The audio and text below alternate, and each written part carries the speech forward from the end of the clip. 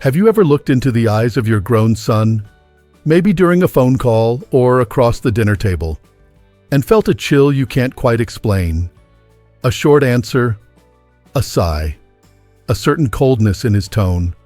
And even though he doesn't raise his voice, his words carry weight. They sting. And what hurts most isn't what he says, it's what you know you've poured into him.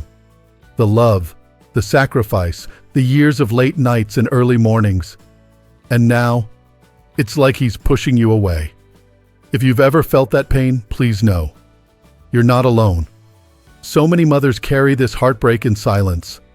It's the kind of ache that doesn't show up on the outside, but inside, it lingers. You start to ask yourself, what did I do wrong? Or worse, does he even love me anymore? But what if I told you this pain has a deeper root, one that doesn't begin with you and doesn't end with blame? Today we're going to look at the hidden truth behind why sons hurt their mothers. And it might just shift the way you see your relationship, your role, and even yourself. This isn't about judgment. It's about understanding. And with understanding comes something powerful, healing. Let's begin where every son's story starts, with his mother. From the very first breath a boy takes, his mother is his entire world. Her voice is the first music he hears. Her touch is his first sense of comfort. Her presence tells him that life is safe. In those early years, a mother isn't just mom. She's everything: food, warmth, protection, love. Psychologists refer to this powerful bond as the mother complex. It's not just emotional, it's archetypal. Deep within the psyche of every human being, especially in sons, the mother holds a symbolic place. She is not just a person, she becomes a force. One that shapes how he sees women, how he sees himself, and how he moves through life. But here's the hard part. That kind of closeness, that early dependence, doesn't just fade with time. Even as a son grows older, even as he becomes a man with his own life, there's a part of him still deeply connected to his mother. And that connection can become complicated. Let me tell you about Jake. Jake is 35. He's successful by most standards, a software engineer, well-paid, smart, married. You'd look at him and think, he's doing great. But when his mom, Karen, calls to check in, just to ask how he's doing or if he's eating well, he gets tense. Sometimes he even ignores her call. Other times, he answers with that all-too-familiar sigh. "Mom," he says, "I'm fine. You don't have to keep checking in. I'm not a kid." Karen hears the words, but what she really feels is the distance, and it breaks her heart. To Jake, though, he's not trying to be cruel. What he doesn't realize is that her voice, the care in her questions, brings up a part of himself he doesn't want to face. The boy who once needed her for everything. The child who cried when she left the room. The vulnerable version of himself that he spent years trying to outgrow. This is the mother complex in action. It's a quiet battle inside the son's psyche. On one hand, he loves his mother deeply. On the other, he's trying to prove that he doesn't need her anymore. Not because he doesn't care, but because her presence reminds him of a part of himself he doesn't know how to carry anymore. It's like standing at a crossroads. One path points back to the comfort of being cared for. The other leads toward independence. And he can't walk both at once. So he lashes out. Not in violence, not even in obvious anger, but in distance, coldness, sharp replies. He's not angry at his mother, he's frustrated with the reflection of who he used to be. When we push someone away, especially someone close, we are often really pushing away a part of ourselves we cannot bear to face. This brings us to another important layer of understanding: projection. Now, projection is a fancy word, but the idea is simple. It's when we take what we don't like about ourselves, our fears, our insecurities, our weaknesses, and throw them onto someone else. So instead of saying, "I feel inadequate," we say, "You're always criticizing me." Instead of facing our own stress, we accuse others of being too controlling or too needy.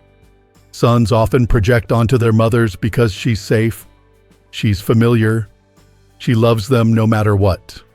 So all those unspoken feelings, shame, fear, frustration, they land on her shoulders, not because she caused them, but because she's close enough to catch them. Let's meet another young man, Ryan. He's 28, working in a fast-paced, creative job. He's witty, charming, well-liked. But when his mom, Deborah, texts him something simple like, "Be careful on the road," he gets annoyed. At a family brunch, she casually asks if he got the promotion he wanted. Ryan snaps, "Why do you always have to know everything? You're so controlling." Deborah is stunned. She was just asking out of love. But Ryan's reaction isn't really about her question. It's about the pressure he's feeling at work, the worry he's not enough, the anxiety that he's barely holding it together. Instead of sitting with those uncomfortable feelings, he hands them to her. That's projection. His inner stress becomes her nagging. His self-doubt becomes her lack of trust. And the bond between them frays, not because they stopped loving each other, but because the unspoken pain got too loud. For you, as a mother, this may sound painfully familiar. You ask how your son is doing, and he hears criticism. You offer help, and he thinks you're meddling. You show love, and he accuses you of not trusting him. It's like speaking two different emotional languages and getting lost in translation. But here's what I want you to hear, loud and clear. It's not your fault. And it's not too late. You're not crazy. You're not overbearing. You're a mother who cares. And your son's reactions may have little to do with you, and everything to do with what he's wrestling with inside. The goal isn't to blame yourself or even to blame him. The goal is to understand, because understanding opens the door to healing. And healing begins with something very simple: awareness. Awareness is like turning on a light in a dark room. It doesn't change the furniture, but now you can see where things are. You stop bumping into pain by accident. You start choosing how to move with more grace, more compassion for yourself and for him. There are small things you can do. If your son pulls away, resist the urge to chase. Instead, try a gentle message. "I love you. I'm here when you're ready." It shows strength and grace without pressure. If you're a son watching this, take a breath the next time you feel irritated. Ask yourself, what am I really upset about? Is this about her or about something I haven't faced in myself? Even one moment of honesty can shift a whole relationship. And remember, this is just the beginning. The mother-son bond is one of the deepest and most beautiful in life, but also one of the most complex. When we begin to understand the layers beneath the surface, we give ourselves the power to grow, to reconnect, and to love with clarity instead of confusion. Let's keep going. There's more to uncover and more hope ahead than you might think. When you've lived a long life, raised children, weathered seasons of joy and sorrow, you begin to notice patterns. And one of the most painful patterns many mothers quietly endure is this: the better life seems to go for their adult son, the further away he feels. He's building a career, starting a family, moving forward, and somehow you're left behind, as if love has an expiration date once a son becomes a man. But what if the problem isn't distance itself, but what that distance is trying to protect? Psychologists have long observed that we often protect ourselves from emotional pain, not by facing it, but by pushing it onto others. This is projection. And when a son begins to hurt his mother, not always with his hands or loud anger, but through indifference, silence, or emotional withdrawal, it is often his way of trying to quiet a deeper hurt within himself. Let's return to Ryan and his mother, Deborah.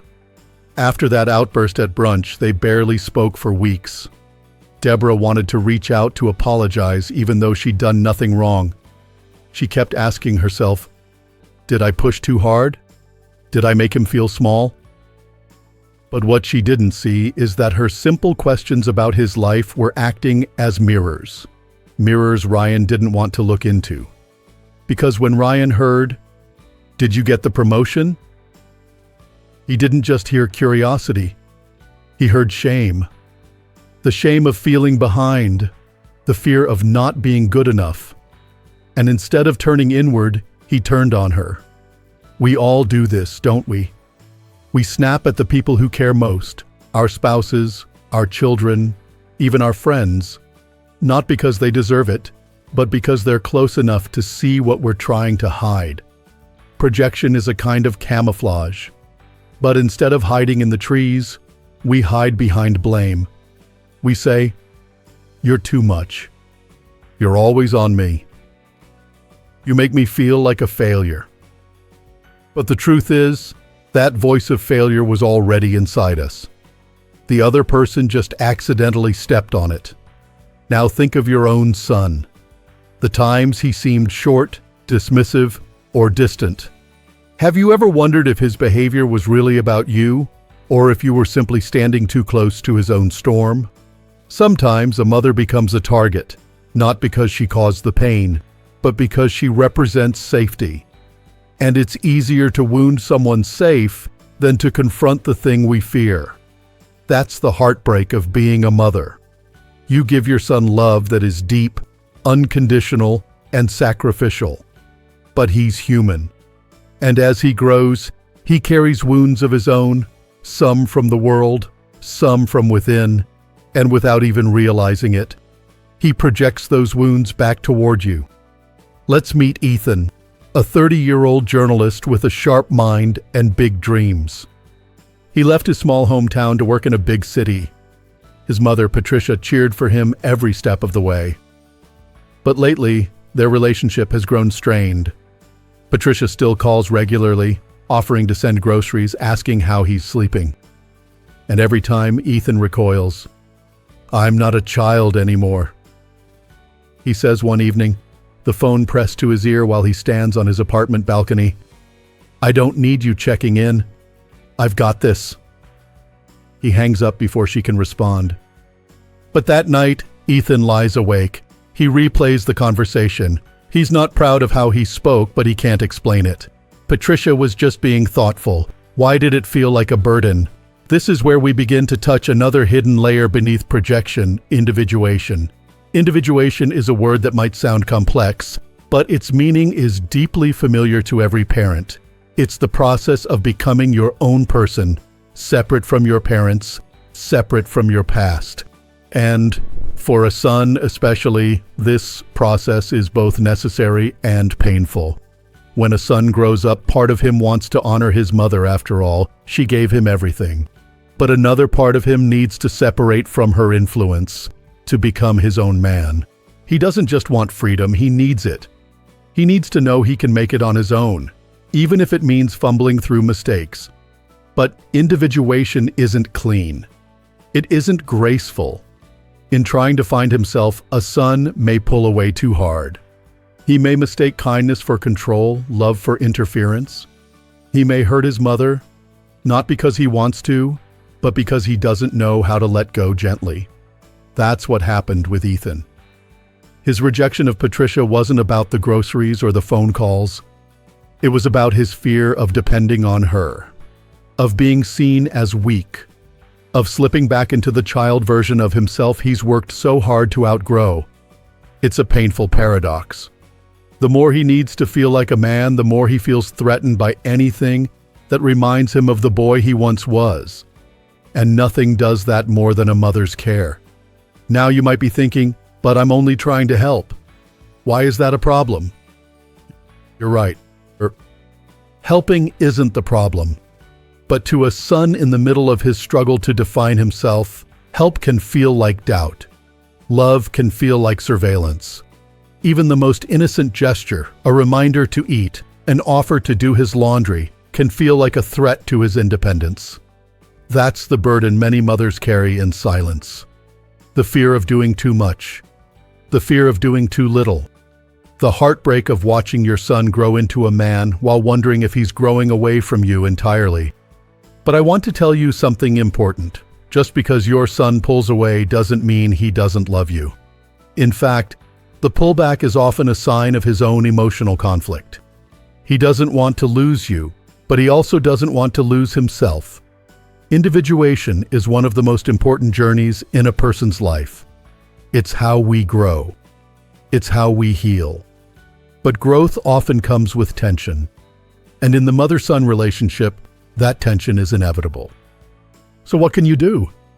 You start by giving space, not because you're unwanted, but because you're wise.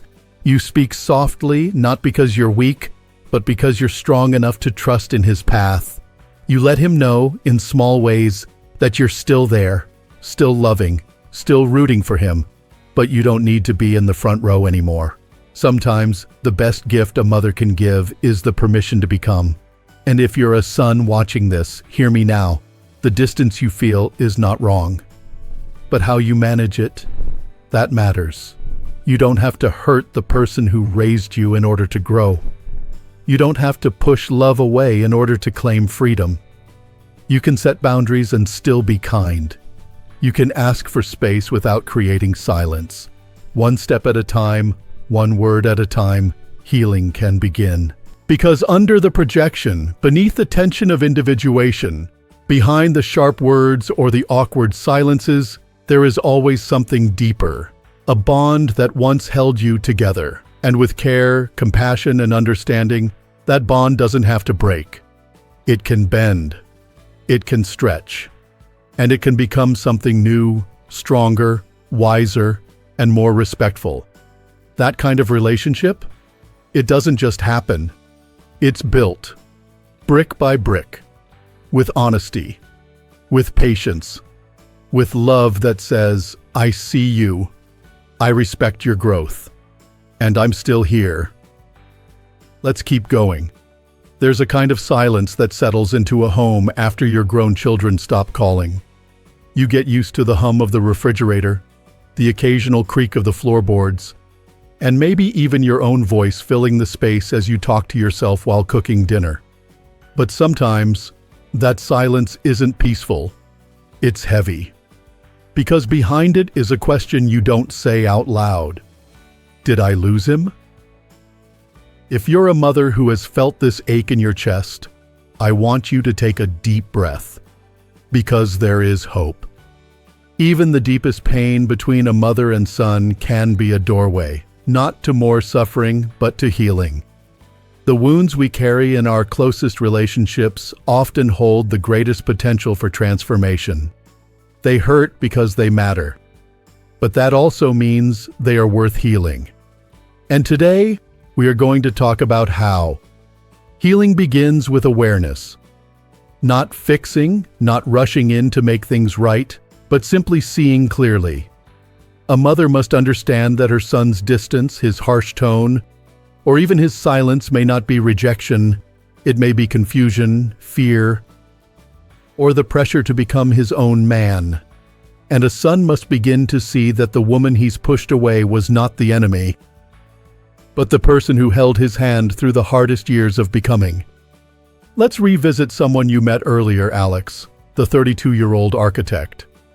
He had spent years building his career and his independence, while his mother, Nancy, watched from afar. At first, she texted him daily, asked questions, sent articles she thought he'd like. But the more she tried to stay connected, the more he pulled away. Until one day, during an argument, he said something she would never forget. "You're suffocating me." It hit her like a wall. Nancy could have gone quiet forever after that. Many mothers do. They retreat into sadness. But Nancy chose something else. She paused. She reflected. And then she wrote a letter, not one filled with guilt or expectations, but love. "I'm proud of the man you've become. I'm here when you're ready. I love you, always." She didn't send it right away. She read it out loud to herself first. She cried. She waited. And then she mailed it. Weeks passed. No reply. But then one day, Alex sent a simple text. "Thanks for the letter. Can we talk?" That conversation didn't solve everything, but it opened a door. Because what healing really looks like in the mother-son bond is not perfection. It's not going back to the way things were. It's creating something new, something rooted in mutual respect. So what can you do today to begin that process in your own life? If you're a mother, start by asking yourself gently, are my efforts to connect coming from love or fear? Am I texting because I'm supporting my son? Or because I'm scared he'll forget me if I don't? It's okay to need connection, but it's also okay to give space. And when you offer your love without strings, your son will feel the difference.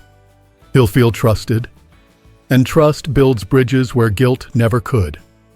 If you're a son, take a moment to look at your mother, not as the voice you try to avoid, but as a human being, one who has her own struggles, her own past, and who probably made mistakes while trying her best.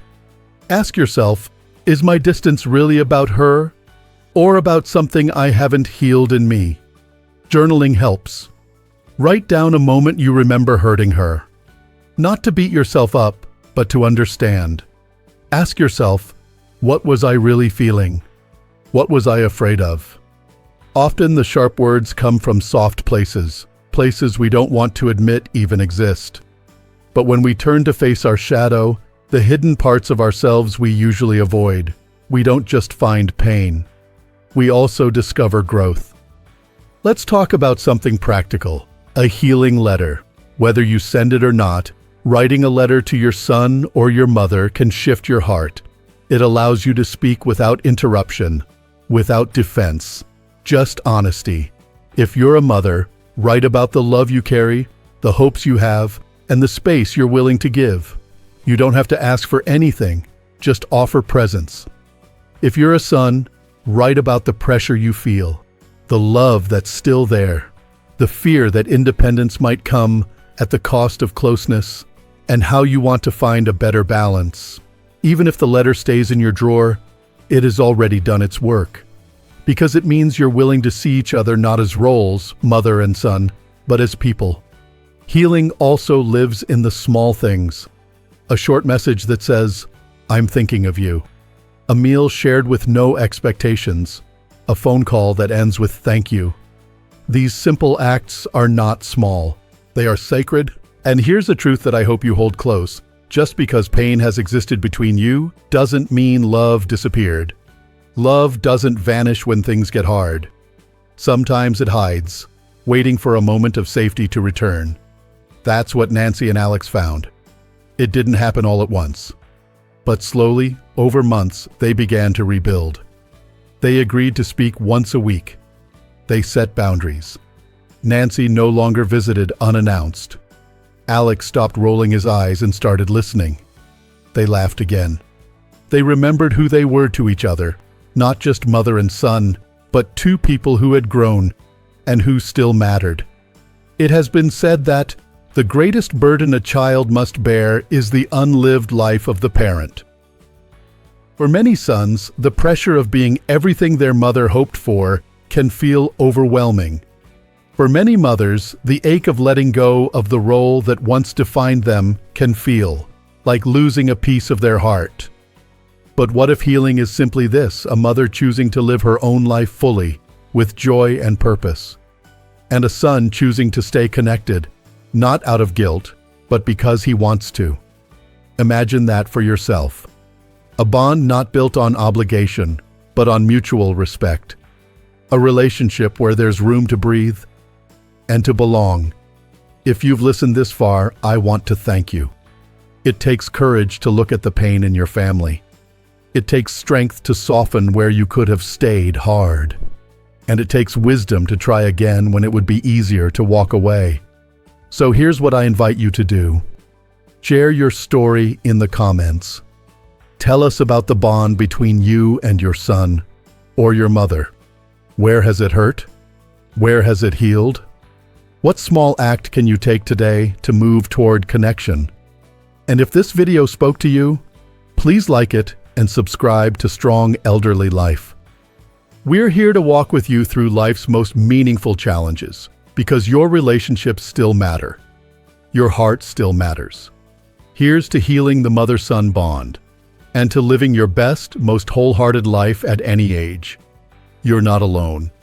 and your next step can be the beginning of something beautiful.